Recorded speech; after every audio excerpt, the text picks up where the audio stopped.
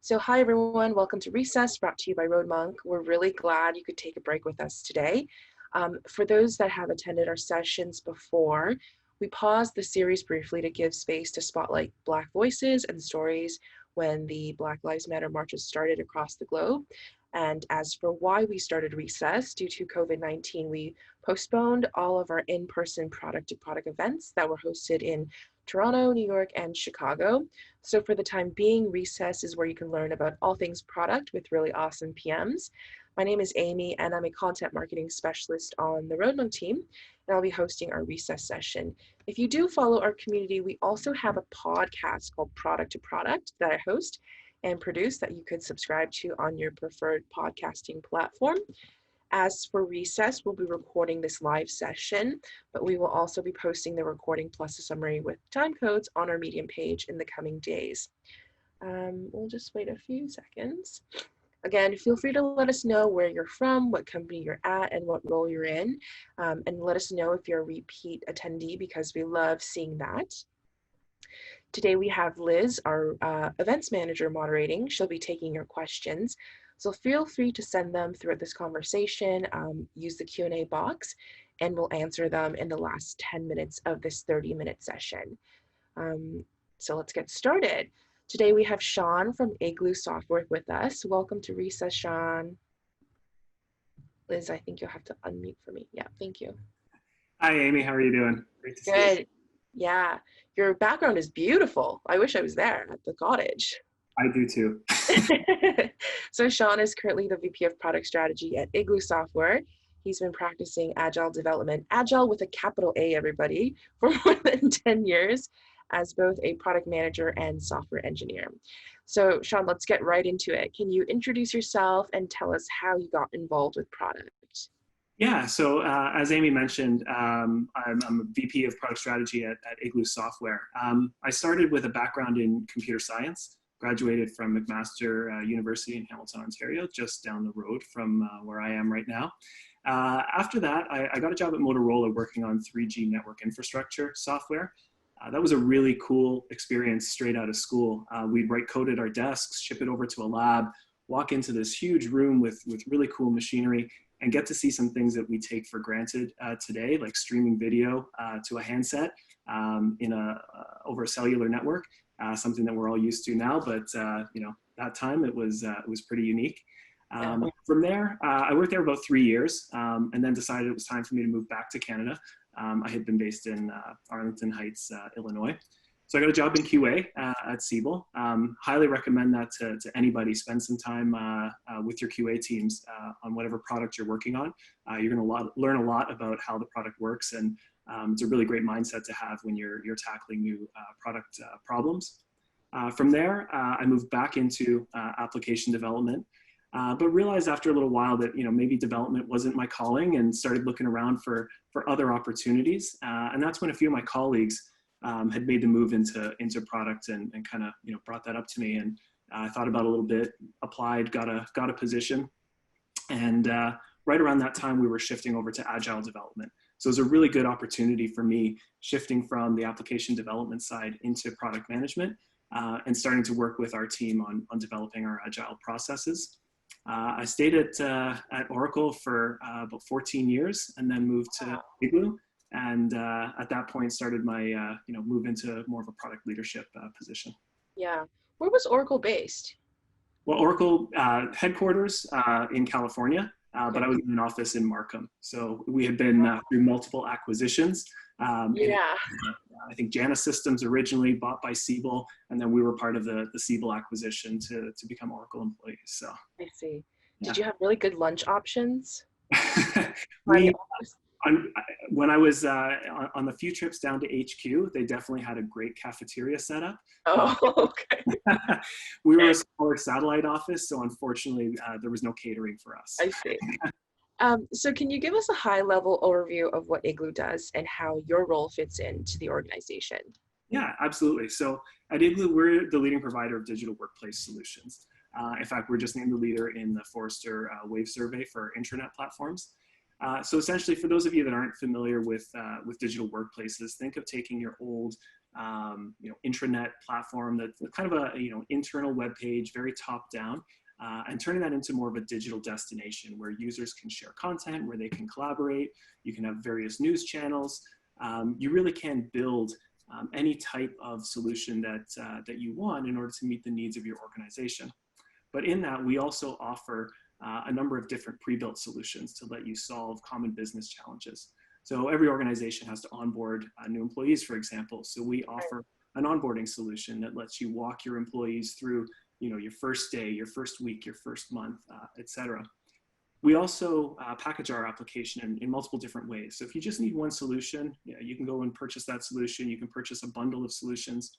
We recently introduced zones, which allows departments to essentially build their own digital workplace, tailored specifically to the needs of that department. And then, of course, we have our full digital workplace solution that can handle multiple different departments and areas of your organization and many different business cases and problems. Yeah. So the big theme sounds like COVID work. Like, how did COVID affect workplaces?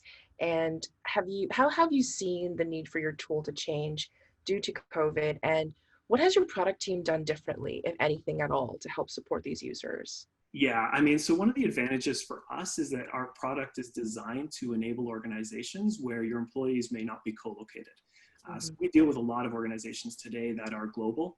So they've got offices around the world. We've dealt with organizations where the majority of their workforce works from home or is already remote. We have organizations that span multiple different time zones, of course.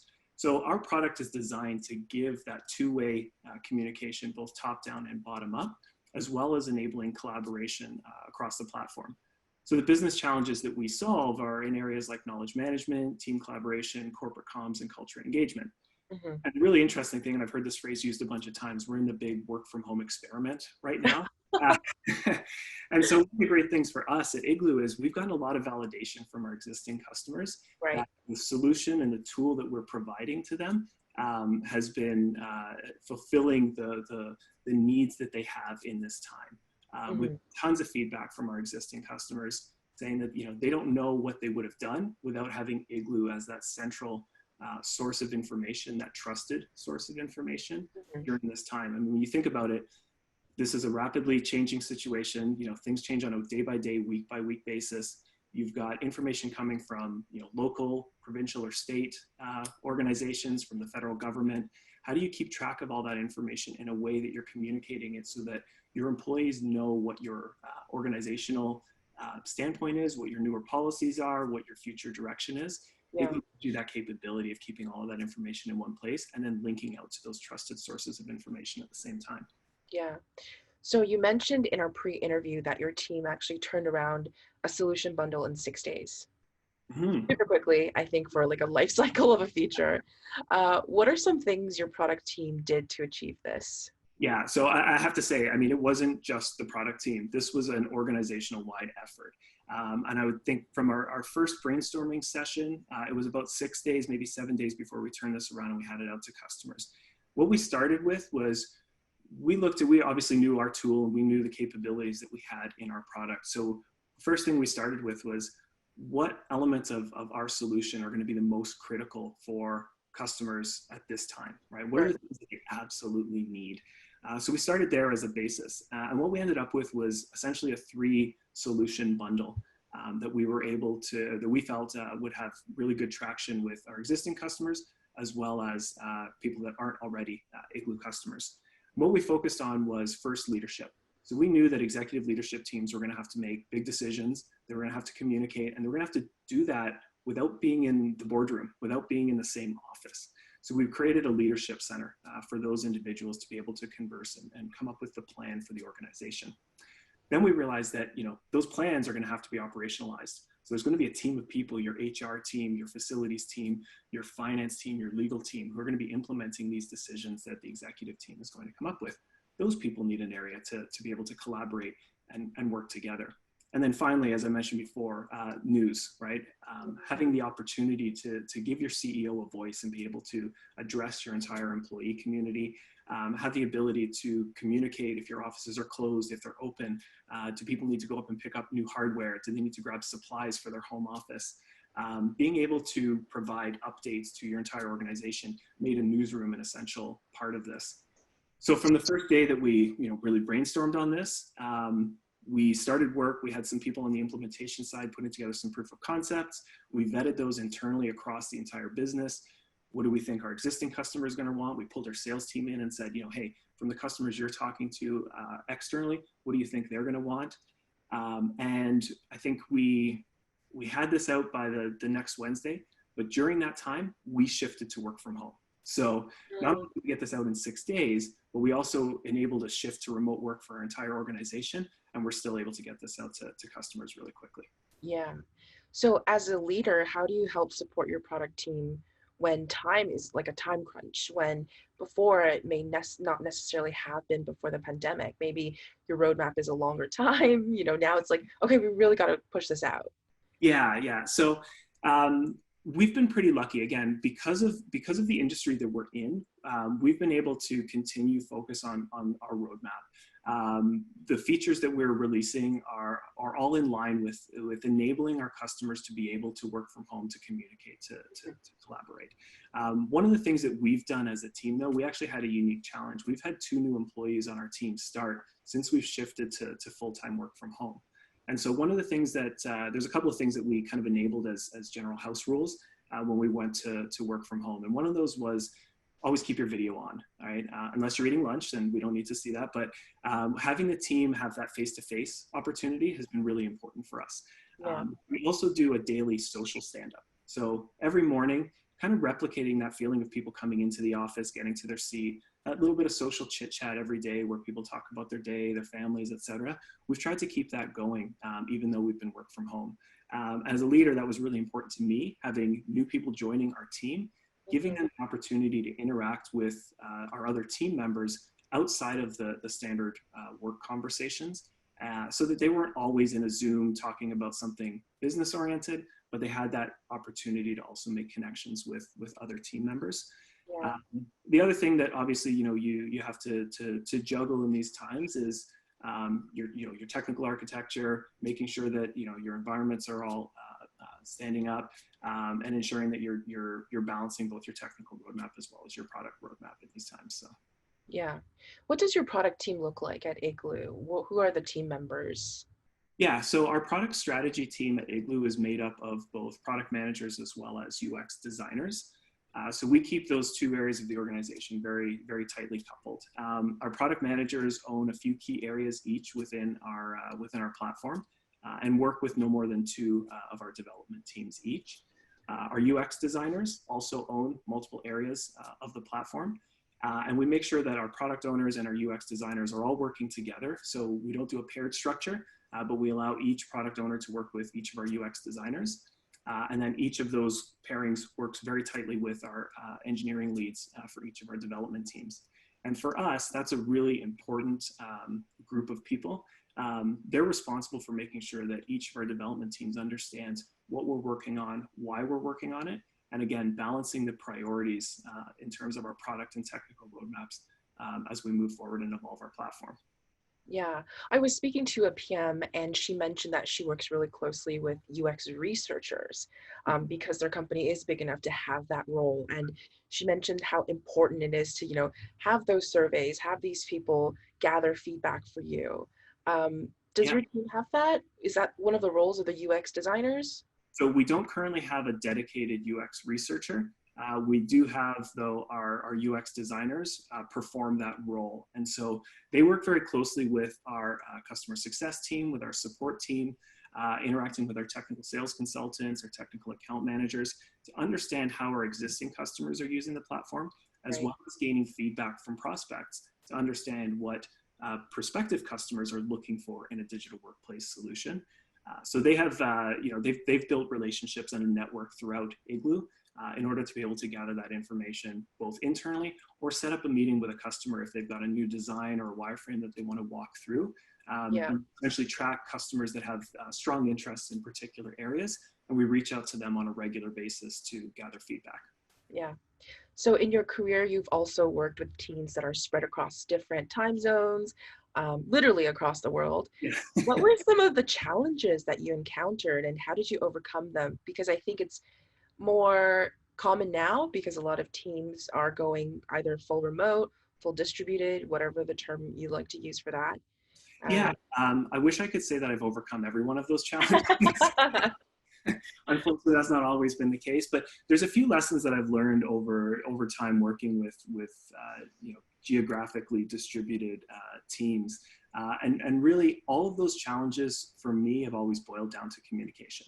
And so, in ensuring that you have that channel open, that you're able to talk through an issue. I mentioned before how we've been maintaining kind of a social stand-up within my team. That comes directly from experience that I've had working with teams in the past where the relationship is strictly business all the time, right? You join a call, you talk, you end the call. There's no further interaction. There's no bumping into someone in the hallway. There's no cooler conversation. And I've just always found in my career that when I have the opportunity to sort of build that relationship beyond the thing that we're working on, it always helps me later on when a problem comes up, to have that conversation. So in the past, like I've booked flights and I've traveled to our headquarters or traveled to another office in order to have an opportunity to spend some time face to face with people. So one thing I would recommend whenever you have the opportunity, obviously in these times, it's very difficult to find your way to a remote location, but whenever possible, if you're kicking off work with a new team or on a new project, it's great to have that opportunity to meet face to face, have a little bit of social time and get things off on the right foot. Yeah, my cousin has a fully remote company, and he actually, right before COVID had shut everything down, he took a trip to the Bahamas with his entire team. Wow. And I was like, good for you. I'm stuck in snowy Canada. um, Sounds awesome. what, because you don't learn product management at school, it's typically not given as a class or, like it's not a topic they teach. What are some qualities you think that make a good product manager? Yeah, that's great. You're right. Like when I was in school, I don't think I ever heard the words product manager at any point. When I was at Motorola, we were working on, again, network infrastructure. So there was no PM that was, helping guide. We were looking at standards documents and trying to adhere to those. It wasn't until really I started making the shift that I started understanding, what a product manager is, and what, we're responsible for doing. Yeah. And I think one of the things that's again, I've gone back to communication, quite a few times, but as a product manager, you need to be able to communicate your vision. You need to be able to communicate where you're going. You need to be able to describe to the teams that you're working with the why, right?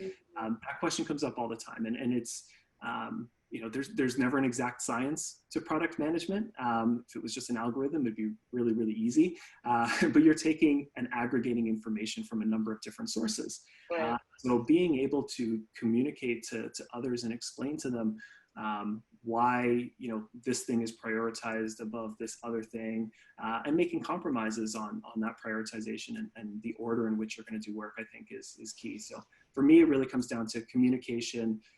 It comes down to vision, and it comes down to compromise and negotiation. Yeah. I often hear that PMs need to have this intuition for vision Mm. and have this sort of visionary perspective for their team. How do you develop this intuition? I think it also, well, I think it depends on the nature of the organization that you're working at and what state in the life cycle of your product you're at. Obviously, a very early startup, that inspiration, that vision, that intuition is critical because you don't have a lot of information to base your decisions on. I think as an organization matures, that's still really important. There's got to be those moments when you're creating something that maybe your customers didn't know they needed yet. To kind of paraphrase an old Apple quote. But I think it's really important for us to also make sure that we're looking at the data and that we're understanding how our customers are using our existing product, what they're doing with it, where their needs are. And so for us as an organization today, it's really important for us to have those relationships with our customers to be able to talk through our vision and our strategy as we move forward. We talk a lot to analysts and have a lot of conversations around the market and where that stands. And then we talk internally because we know as a product team that we don't have insight into every piece of information that's out there and every perspective that's out there. And so for us, it's really important to make sure that we're pulling that information from our sales, our customer success, our customer support teams. Those individuals all have valuable insights into what our customers are looking for. And again, it's really important for us to make sure that we're evolving not just the set of features that we have in the platform, but the technologies that we're using on the back end to ensure that we can continue to innovate in a timely manner as we move forward. So working closely with our engineering teams to make sure that we're building the right new technologies and selecting the right technologies in our platform to grow the products in the future. Mm-hmm. So when you're hiring for a PM, are you looking for PMs that are very data savvy, or are there different skill sets that you hire for in different PMs? The most recent PM that we hired, very data savvy, but I think there's a lot of different skill sets that are important to being a product manager. I come from a computer science background, but I've worked with great PMs that come from history backgrounds or English backgrounds or science backgrounds. So the education that you have doesn't dictate whether or not you'll be a good PM. I think it really comes down to, are you able to listen? Are you able to understand the needs of the customer? And are you able to translate that into something that becomes a feature or product? And I think it's that link maybe that is the most important for a PM. I think you mentioned it so correctly. I think to me, a really good PM is a really good listener. If they can't listen, then they can't communicate properly, that they can't have that empathy for the customer or the user who's having that actual problem. Exactly. Yeah. Were they building the Motorola Razr phone when you were in that office? They might have been. I was not in that probably locked and secret lab at the time. I was gonna say it was probably like a secret, secret project they were all working on with some code name. We had a lot of what you call like chocolate bar phones when I was there. Big rectangles. They were all demo type phones, but I remember shortly after I started at Siebel, so after I moved back to Canada, one of our salespeople walking down and being like, "I heard you were at Motorola. Look at this," and showed me the Razr, and I was pretty impressed. Yeah. So Sean, let's get to some of the questions because we got a lot of them coming in. One of them says, "I'm curious if you and your team uncovered any surprising insights about working remotely that you think will affect the way we as a culture will view working remotely moving forward."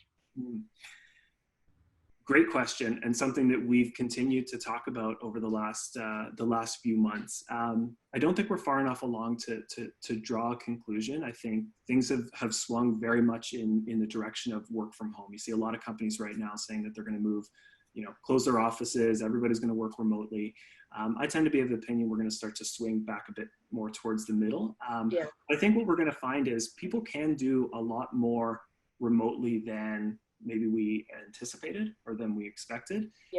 But I do think we're going to have another opportunity to learn when we start moving back, and if that becomes more of a staggered return where you have more of a split workforce between home and remote, I think that's going to be another opportunity for all of us to learn how do we navigate that environment when people are in a conference room and 5 people are on a Zoom.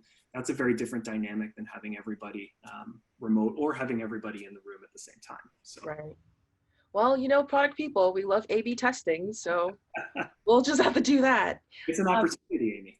Yes, exactly. And we'll learn from it and then we'll iterate on it, all those words. So how do you validate product ideas at an early stage? Do you always need to have domain knowledge to do it? Yeah, I mean, for us, a lot of it is gathering feedback from our customers. So last year, we launched a customer ideation portal in our customer care center, where our customers can go in and file new ideas, and other customers can vote those ideas up or down. So that gives us the opportunity to see how much consensus there is across our customer base to introduce certain new features. As well, we have regular meetings with customers to just understand from them how they're leveraging functionality that we have already introduced and understand how we can improve it. Yeah. And if we're seeing a consensus around certain improvements, then we build those into our product backlog and deliver them. So I think it's really important to maintain that connection to your customers once your features have made it their way out the door. Right. Um, as we sort of wind down, this is sort of a more general question and maybe more of a lengthy answer. Okay? What is one nugget piece of advice that you'd give to a PM who eventually wants to become a product leader in their organization? Yeah.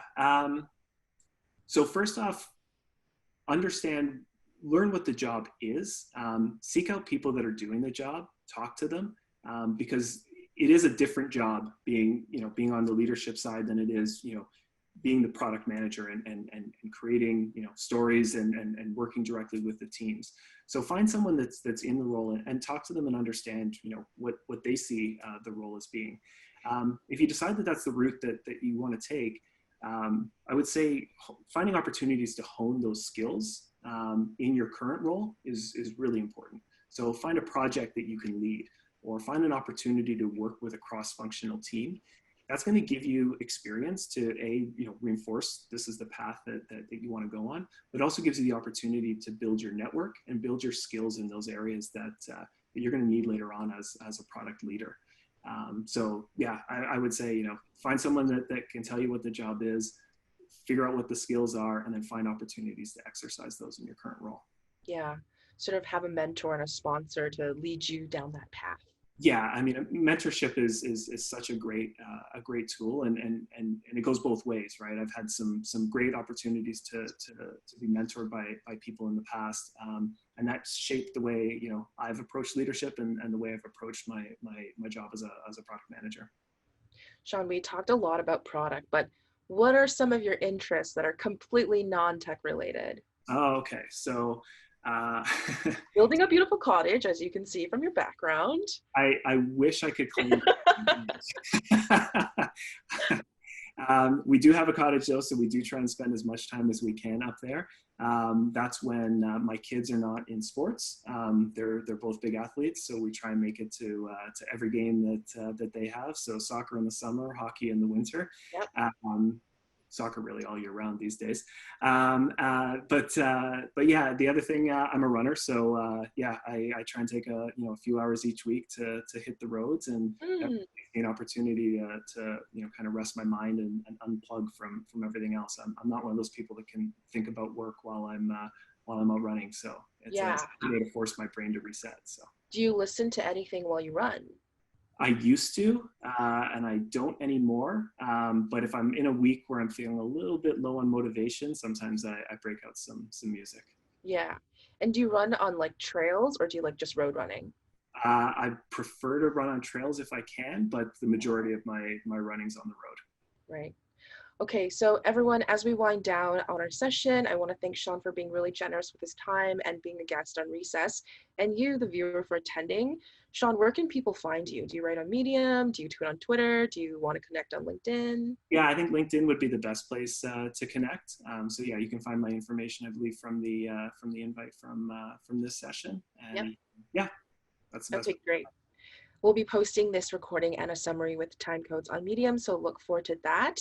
Our next Recess session will be July 7th, and we look forward to having you all join us again. Thanks again for dropping by, everyone. Have a great week. Thank you so much, Sean. Thanks, Amy. Bye. Bye.